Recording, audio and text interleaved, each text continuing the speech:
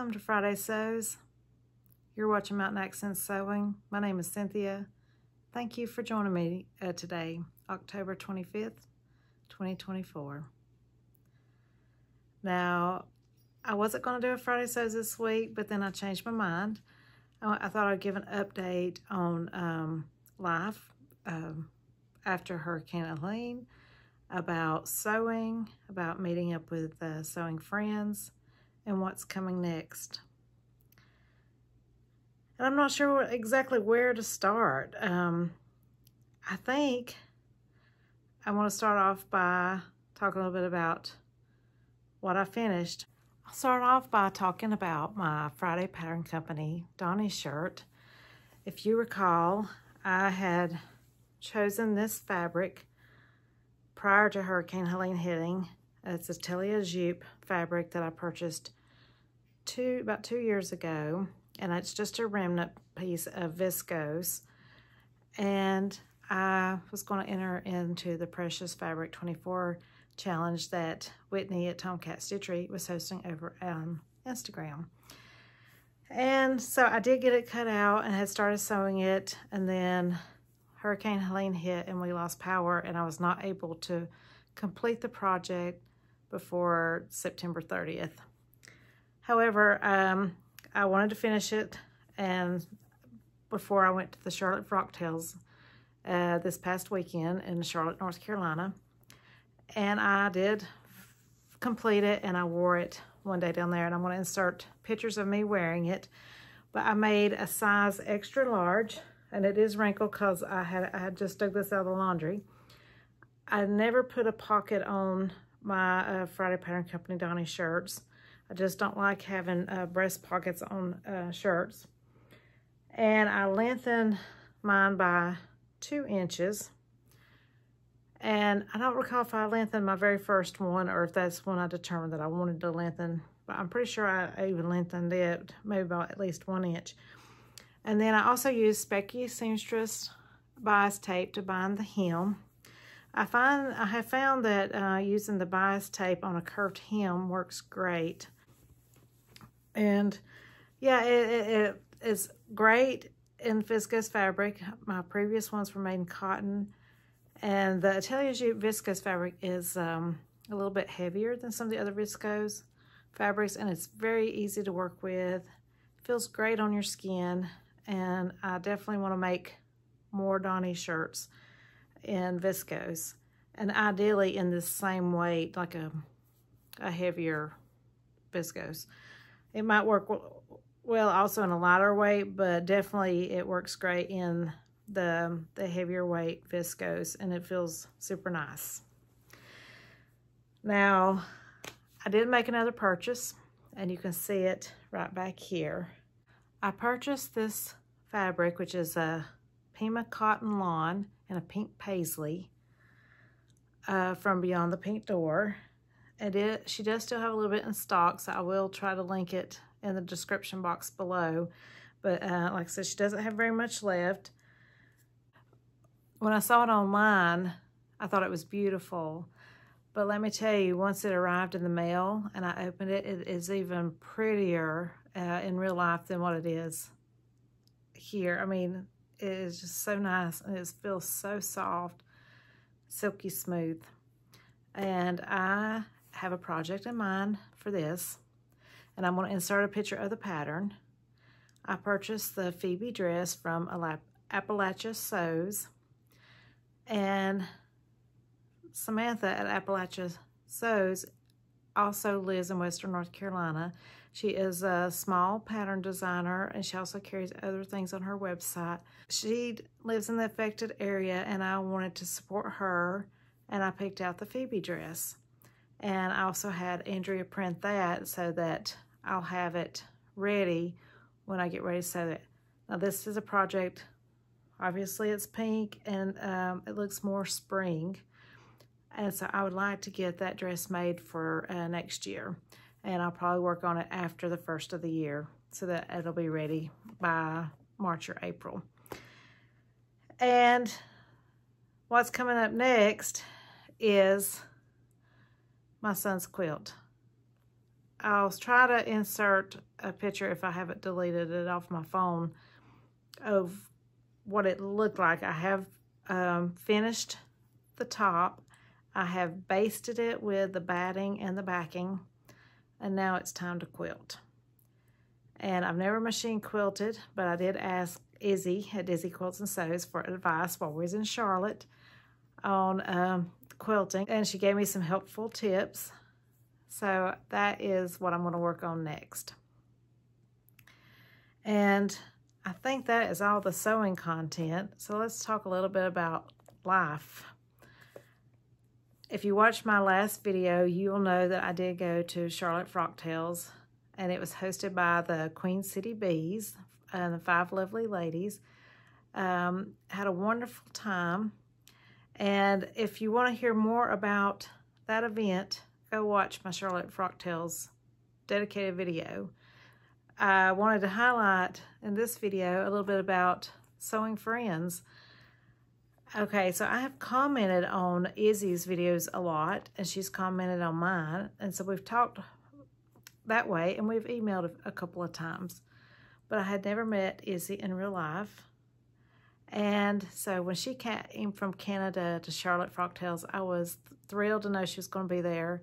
And she brought her lovely daughter, Marianne. And if you watch her channel, you'll know that Marianne does a lot of her editing for her videos. And I'm a little jealous. I wish I had a daughter to edit for me. But Marianne is a wonderful lady, and it was so nice to meet both of them and spend some time with them. And I also have commented a little bit on Christine at Christine Sews a Lot's channel, and she's commented on a few of my videos. And I was glad that she came to spend more time with Izzy, and then I was able to join them and spend time with all of them. And I spent the most time with them over the weekend and had a wonderful time. And through them, I also met Carol at Appalachia Sews.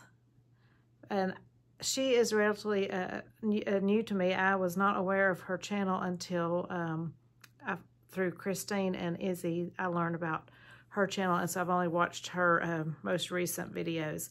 But if you do not follow those ladies, go check them out and give them a follow, subscribe, and they're wonderful people, and I had a fabulous time. But one of the things that came to my mind while we were in Charlotte, and I've been thinking about from Hurricane Helene, you know, I've had Appalachia Sews reach out to me to make sure I was okay. I had reached out to Andra at Andra Makes and to Diane at Silver Thread Sewing to make sure they were okay. And I've also talked to some of my subscribers, and recently found out that one of my subscribers you know, had damage to her home from a tornado that was spun off from Helene. And so that damage, and she lives in South Carolina. So people in Florida, Georgia, South Carolina, North Carolina, Tennessee, and I believe even in Virginia had some damage, because I was watching another YouTuber that mentioned damage to some property in Virginia even. So I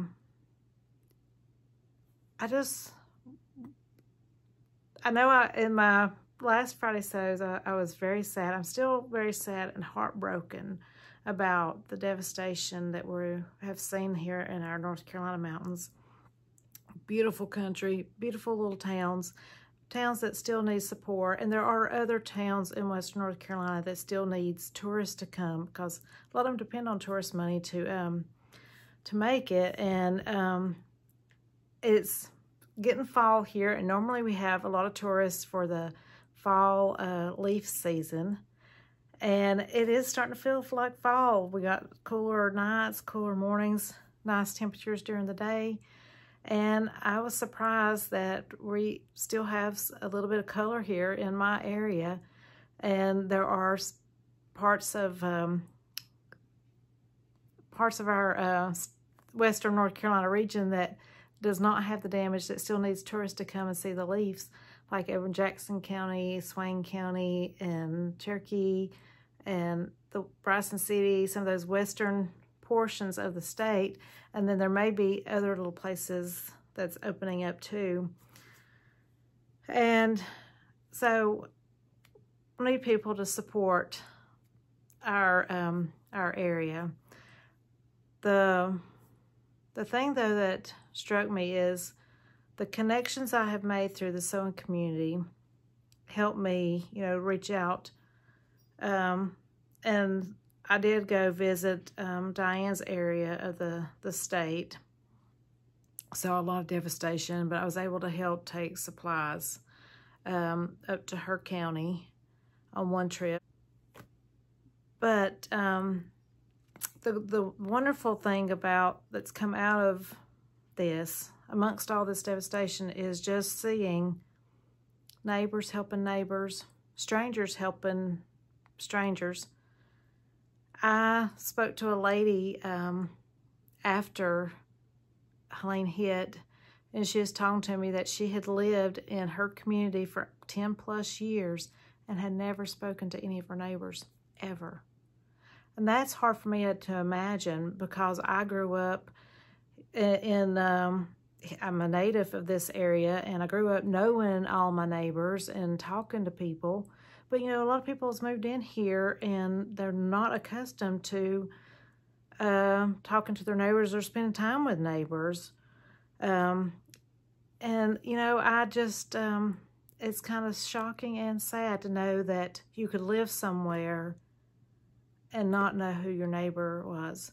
But she was telling me that Hurricane Helene, when they lost had all these downed trees, lost power, and, you know, a lot of them didn't have a huge stockpile of food or supplies, and they had to join their meager, I guess, food items together and cook and serve for their whole community to make sure that they each survived. And that is something, I think, wonderful that has come out of this, that people are making connections. We're not made to be isolated. God intended for us to, you know, be a people that interact with one another. And I hope that people will continue to interact. In our tech-savvy world that we live in, a lot of times we're so wrapped up in just spending time to ourselves, spending time on our devices, and like shooting an email, when sometimes it's nice to pick up a phone or even go see someone in person and talk to them, because you need that one-on-one interaction, or in a group setting, I have interaction with other people. And that is something that I've learned from this. And I hope that if you're watching this, that you'll take this to heart, that you'll make time to spend time with other people and just reach out and, you know, talk to your neighbor, talk to your family. And I believe that is all that I have for today, except for I am still working on my review for the Atelier Jupe Alana dress, so that should be coming out to you soon. And I hope you have a great week. Bye.